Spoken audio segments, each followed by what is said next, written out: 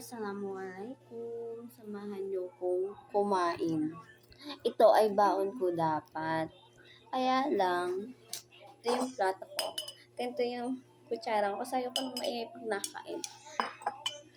Baon ko dapat to. Kaya lang, pagpunta ko doon, pull out na ako.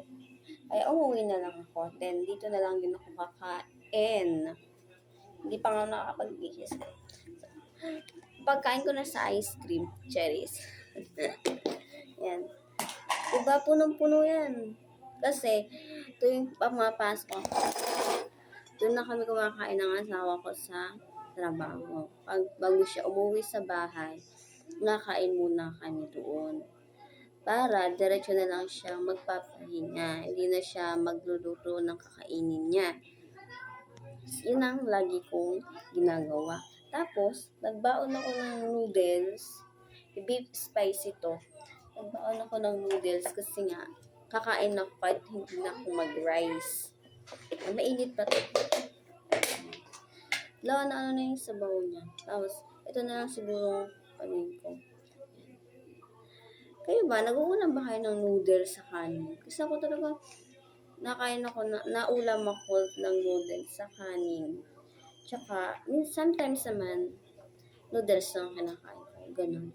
Kasi ako, hindi kumakain ito. Hindi, nakain naman siya. Kaya lang, yung may anhalo. Ayaw niya kumain ng ganyan kasi naalata niya siya. Nasuka siya. So, yun. Kain po. Meron pa akong isang ulam dito. Ayan. Pagkain ko ng luto ng to ng mga Maranao. Ito yung chicken siya na parang giniling. Tapos, nilanuhan ng mga panlasa. Tapos, ganito yung ginawa niya. Asawa ko pa nagluto nito kagabi. Kasi hinutiran niya ako sa trabaho ko ng pagkain. Kasi nga, umaga na kami umuwi. So, ano lang? Bismillah. Kain po kayo. Nait-init ka.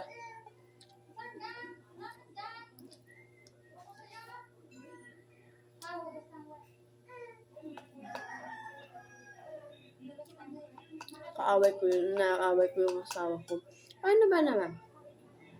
Nag-chat ako sa kanya. Ang dami-dami kong chat sa kanya.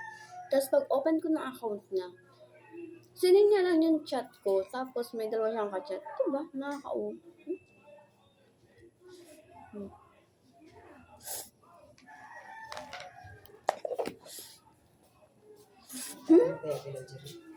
Kain. Kumain na, nagutom na eh.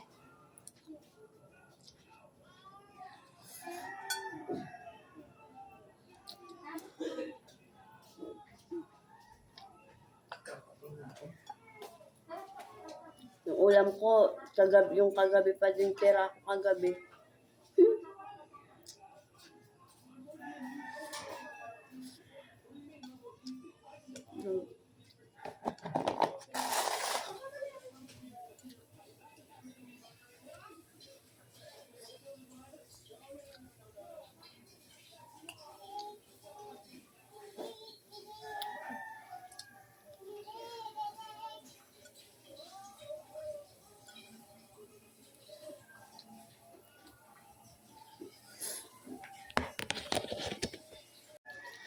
Tuba ako ng tubig.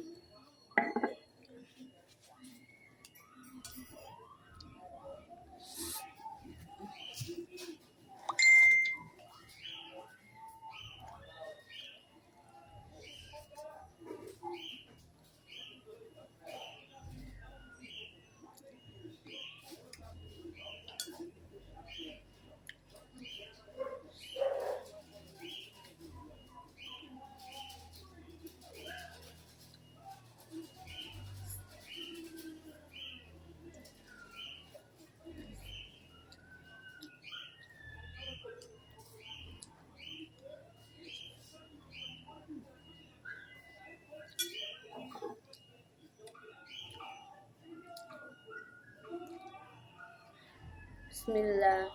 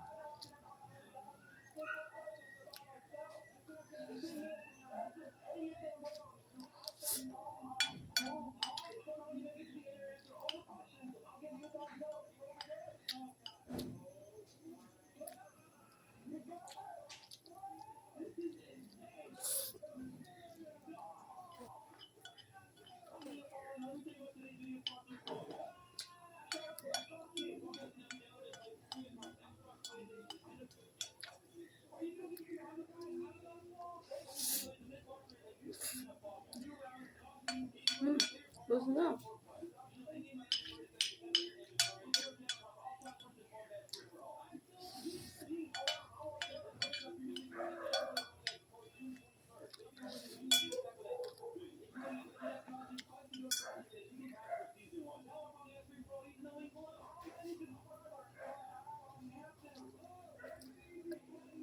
Alhamdulillah. Bye-bye, Martin.